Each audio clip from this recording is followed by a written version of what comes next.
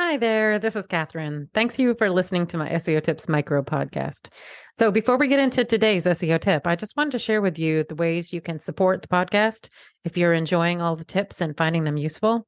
So, you can send me a donation at buymeacoffee.com/Catherine W. Ong, O-N-G. And that's Catherine with a K. Any and all levels of donation are appreciated. It will help me offset the cost of producing the podcast. So that's buymeacoffee.com/KATHERINEWONG.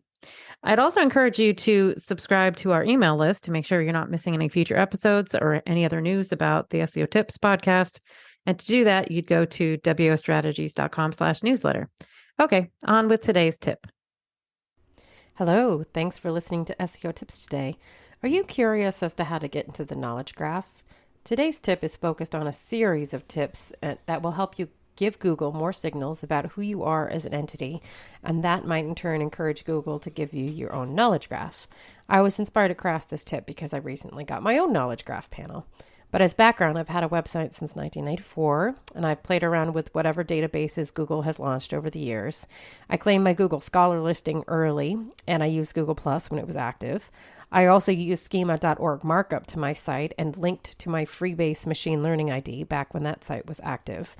And I filled out all of my data in aboutme.google.com, which is kind of like the new Google Plus profile. You might notice a pattern here. I claimed all of my online mentions and I tried to update them, especially the ones used by Google, and I linked to them from my site. So for you, that might be a mention of Wikidata or Wikipedia, and it would include adding schema.org markup to your site with same as markup. So that's my tip for you today. Claim all of your listings in Google databases and link to them from your site, and use schema.org's same as markup on your site to link from your site to your online listings. So thanks for listening. Come back tomorrow for another SEO tip.